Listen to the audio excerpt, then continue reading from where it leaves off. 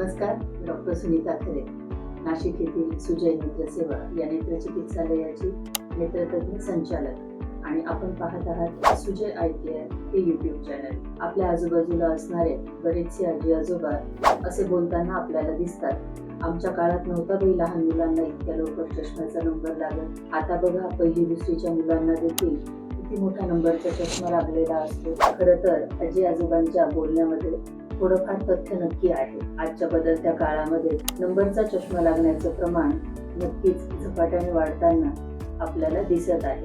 नंबरच्या चष्म्याचे प्रामुख्याने 2 प्रकार असतात. एक मायनस नंबरचा चष्मा आणि 2 प्लस नंबरचा चष्मा. मायनस नंबरचा चष्मा अर्थातच ज्या लोकांना दूरच्या वस्तू स्पष्ट दिसत नाही त्यांना मायनस नंबरचा चष्मा दिला जातो.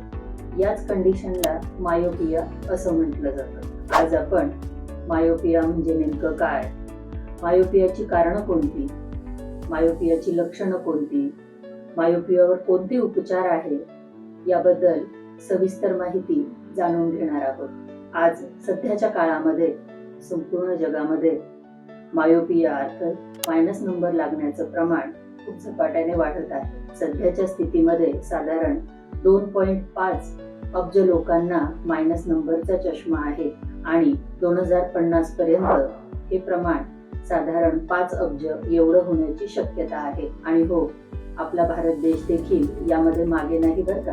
भारतामध्ये 1999 मध्ये मायोपियाचं प्रमाण 4.4% इतकं होतं, तर तेच प्रमाण 2019 मध्ये साधारण 21% पोहोचलेलं होतं. आणि धोक्याची घंटा म्हणजे 2050 पर्यंत संपूर्ण लोकसंख्येच्या साधारण 50% लोकांना मायनस नंबरचा चष्मा लागण्याची शक्यता वर्तवली गेलेली आहे. चला तर मग आपण मायोपिया अर्थातच मायनस नंबरचा चष्मा लागणं म्हणजे नेमकं काय याबद्दल माहिती जाणून घेऊया. नॉर्मली आपण जेव्हा एखाद्या वस्तूकडे बघतो तेव्हा त्या वस्तूवरून परावर्तित होणारी प्रकाश किरणं ही आपल्या डोळ्यातील बुबुळ आणि लेन्सच्या माध्यमातून मागच्या पडद्यावर फोकस केली जातात, अर्थातच एकत्रित केली जातात आणि आपण बघत असलेल्या वस्तूची प्रतिमा ही मागच्या पडद्यावरती तयार होते व अशा माध्यमातून आपल्याला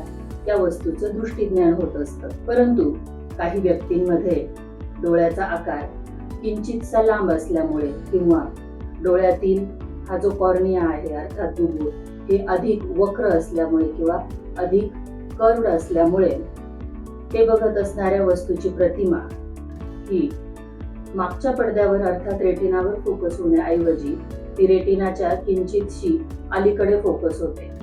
त्यामुळे अशा लोकांना दूरच्या वस्तू ह्या अस्पष्ट दिसतात. यालाच मायोपिया असं म्हटलं जातं. मायोपिया हा बऱ्याचदा जन्मजात देखील असू शकतो. काही मुलांमध्ये मुलं 5-6 वर्षाची झाली की त्यांना नंबरचा चष्मा आहे हे लक्षात येतं. अशा वेळी मायनस नंबरचा चष्मा लागलेल्या मुलांमध्ये ही मुलं जसजशी वाढत जातात, जसजशी मोठी होतात, तसतसा मायनस नंबरचा चष्मा हा वाढत जाणारा असतो. याचं कारण असं की मूल जसजसं मोठं होतं तसतसं त्याच्या संपूर्ण शरीराची वाढ होते आणि त्याच अनुषंगाने त्याच्या डोळ्याची देखील वाढ होत असते. आणि महत्वाची गोष्ट म्हणजे जसं मी सांगितलं की आपण जी वस्तू बघत असणाऱ्या वस्तूची प्रतिमा रेटिनावर पडण्याऐवजी ती रेटिनाच्या अलीकडे पडते आणि मूल जसजसं मोठं होतं तसतसं रेटिनाच्या अलीकडे पडणारी प्रतिमा आणि रेटिना यामधील अंतर हे वाढत जाते.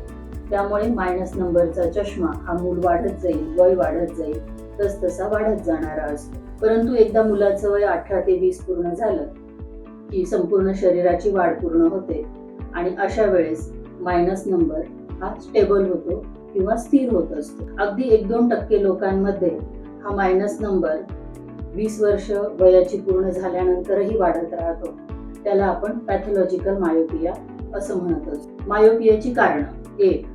अनुवंशिकता. बऱ्याचदा आई वडिलांपैकी एकाला किंवा दोघांनाही जर नंबरचा चष्मा असेल तर अशा वेळी मुलांमध्ये चष्म्याचा नंबर येण्याची शक्यता अधिक असते. 2. Environmental factors. अर्थातच जी मुलं नेहमी घरामध्ये बसून असतात आउटडोअर गेम्स कमी खेळतात, सूर्यप्रकाशामध्ये कमी जातात, नियमितपणे लिखाण वाचनाच्या अंतरावरची कामं करतात, सातत्याने मोबाईलचा वापर करतात, अशा मुलांमध्ये देखील चष्म्याचा नंबर येण्याचं प्रमाण अधिक असतं. 3. Unhealthy lifestyle. डिजिटल गॅजेट्सवर वाढत जाणारी मुलांची डिपेंडन्सी. जी मुलं सातत्याने मोबाईल, लॅपटॉप, कम्प्युटर किंवा टॅबलेट सारख्या स्क्रीनचा दीर्घकाळपर्यंत वापर करतात, अशा मुलांमध्ये मायनस नंबरचा चष्मा येण्याची शक्यता अधिक असते. 4. रचनात्मक अर्थात अॅनाटॉमिकल चेंजेस. नॉर्मल डोळ्यापेक्षा ज्या लोकांच्या डोळ्याची लांबी जास्त असते, अर्थातच इलॉंगेटेड आयबॉल असतो, किंवा कॉर्निया अर्थातच बुबुळ हे अधिक कर्व म्हणजेच अधिक वक्र असेल, अशा लोकांमध्ये मायनस नंबर येण्याची शक्यता जास्त असते. मायोपियाची 10 लक्षणं कोणती? दूरच्या वस्तू अस्पष्ट दिसणे, नेहमी डोकं दुखणे, डोळे दुखणे, डोळ्यांवर ताण जाणवणे, दूरची वस्तू बघत असताना मूल डोळे बारीक करून बघणे, टीव्ही बघत असताना टीव्हीच्या जास्त जवळ जाऊन टीव्ही बघणे, दूरची वस्तू बघत असताना ती फोकस करण्याच्या प्रयत्नामध्ये मुलाच्या डोळ्यामध्ये तिरळेपणा जाणवणे, त्याचप्रमाणे डोळ्यांची उघडझाप ही जास्त प्रमाणात करणे, डोळे सतत चोळणे, क्लासरूम मध्ये मूल जेव्हा मागच्या बेंचवर बसलेलं असतं तेव्हा त्याला ब्लॅकबोर्डवरील बारीक अक्षर पुसट दिसणे. मायोपियावरील उपचार. 1. चष्मा. जेव्हा मुलांना लहान वयामध्ये मायनस नंबरचा चष्मा लागतो, अशी मुलं जसजशी वयाने वाढतात तसतसा हा मायनस नंबरचा चष्मा वाढत जाणारा असतो. मूल साधारण 18 ते 20 वर्षाचं झालं, संपूर्ण शरीराची वाढ पूर्ण झाली की अशा वेळेस मायनस नंबर हा स्थिर होत असतो. परंतु या दरम्यान चष्म्याचा नंबर वापरणे किंवा चष्मा वापरणे हे योग्य ठरते. पालकांनी दर 4 ते 6 महिन्यामध्ये मुलांची नेत्ररोग तज्ञांकडून नेत्र तपासणी करून घ्यावी. 2. काही आय ड्रॉप्स. सध्या काही आय ड्रॉप्स, काही औषधं उपलब्ध आहेत. ही औषधं नियमितपणे वापरल्यास मायनस नंबरच्या चष्म्याची वाढण्याची जी गती आहे, चष्म्याचा नंबर वाढण्याचा जो स्पीड आहे, तो काही प्रमाणामध्ये आपण नियंत्रित करू शकतो. परंतु अशी आय ड्रॉप्स किंवा अशी औषधं नेत्ररोग तज्ञांच्या सल्ल्यानेच घ्यावी. 3. Laser treatment.